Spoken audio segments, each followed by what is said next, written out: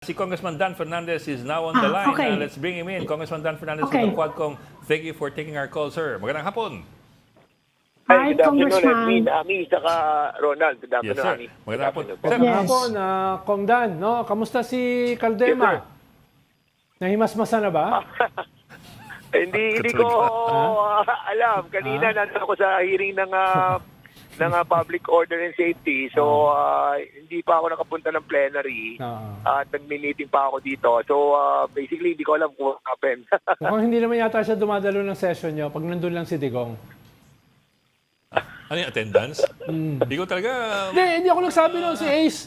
Si Congressman Ace ang nagsabi, no, na minsan lang siya dumalo pag nandun lang si Duterte, si Digong. Hindi sa akin ang galing. Sir, teka. Pero kay Congressman, are you inviting the former president again? Again? Kasi medyo 13 hours yung ano niya, no? Appearance niya. Nakahanda ba kayo sa another one like that? Oh, mukhang kayo yung napagod Kong. Oo nga. Yes, oo. Yung Alas aming 12 ng hearing gabi. for Thursday, ni-move namin next week. Ang hearing namin is the issue about kay BP Sara tomorrow sa good government. So, yung aming Thursday will be moved on, I think, the 28th. Pero Inimbitahan ipapatawag niyo? niyo pa ba si former president? At kung ipapatawag niyo, ano pa yung gusto niyong malaman after 13 hours of talking to him? Ako sa akin, tapos na yung sa EJK eh. I think hindi na rin namin siguro siya ipapatawag about the issue of the extrajudicial killing. If ever, kung siguro, most likely dun sa sa POGO, yung Executive Order number 13. Pero hindi pa kasi tinatakil uli yung POGO eh. So hindi ko lang alam kung he will be called upon. But if ever that we will be tackling that issue, baka doon pumasok yon. Yung Kong yung nilabas ni Trillanes na yung mga waiver. Hindi ba yan pag-uusapan? Tapos na ba yung issue na yan? Saka hindi ba na-follow up yun? Kasi there was at one point, there was a promise to have a waiver signed by the next day, at least at one point in the hearing. Of course, I know, pabago-bago, pero... Paano yung iba yung mga investigasyon, mako-connect doon dahil smoking gun yun eh. Oo. So yung issue about the bank waiver, so lumampas na yung second day, so hindi naman napirmahan. And there are so many reasons thereafter that was mentioned by the former president. So basically, siguro wala na tayong aasahan sa waiver. So ang aming ginagawa ngayon is to invite yung...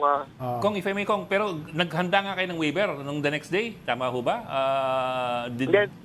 Was there really a waiver prepared? We were expecting the waiver would be signed. But of course, nagkaroon na siya ng pronouncement that he's not going to sign it, di ba? Kailangan daw kasi yung kanyang yung kanyang yung wife.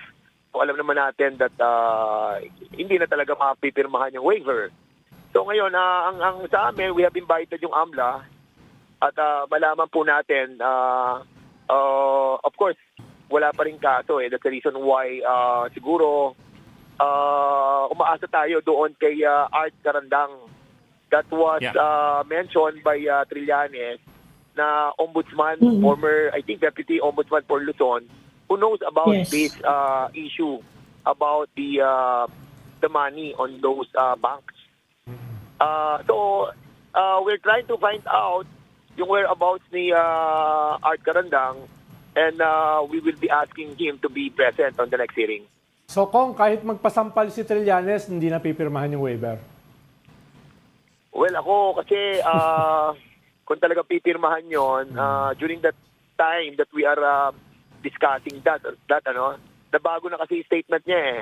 So most likely hindi na talaga magsasign ng waiver yon. Kong, I also recall nung hearing... Napaharap ninyo si former president sa Quad. Give up na ba kayo na imbitahin sila, yung mga, kahit may interparliamentary courtesy, give up na ba kayo na imbitahin sila Senator Bato de la Rosa saka si Senator Bongo? Yun namang invitation sa kanila, continuous yun eh. We respect the interparliamentary courtesy, but of course yung aming invitation will be an open-ended invitation. it's really up to to them to be present. If they don't want to appear doon sa hearing namin, siyempre, ano nila yun, prerogative nila yun. So, hindi naman namin sila pwede about it. Kong, let me also point out Pero that hindi you, niyo ba you i-follow? were able to you successfully confronted the former president dun sa issue ng planting of evidence. Kasi una, tinanong niya siya, did you say that you used to plant evidence before? And he said no.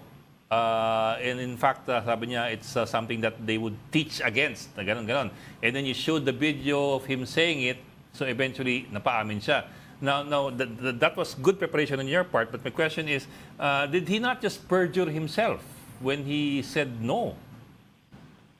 Hindi ho ba perjury yun? Kasi under oath siya nga doon eh. Well, kung titingnan mo talaga, may perjury, tapos medyo talagang liable siya sa mga statements that he delivered doon sa Quadcom. And I think it's up to the executive department to do their job already. Kasi kami, to find out yung mga ihahain namin mga batas in relation to the information that we have gotten doon sa hearing. May timetable ba kayo, Congressman, for wrapping up the investigation? Kasi meron pa rin yung mga budget hearing, meron pang mga ibang mga ginagawa ang House eh. Are you setting a timetable o basta tuloy-tuloy lang to? So you have to remember, kasi hanggang December 16 na lang kami eh. So most likely after ng November 28, so meron na lang kami siguro mga dalawa na lang siguro this year. And pagpasok namin sa January, I think 15, halos start na yon ng kampanya. So baka mahirapan na tayo makakuha ng mga members who will be present in the Quadcom hearing. Kong, on a different note, anong balita dyan sa impeachment? May mangyayari ba? May mga pinag-uusap na ba? May panahon pa ba? Kung sakali? Ako kasi parang mahirap na yung impeachment eh. Hindi ko really alam kung may cooking na gano'n. Wala namang cooking dito na gano'n eh.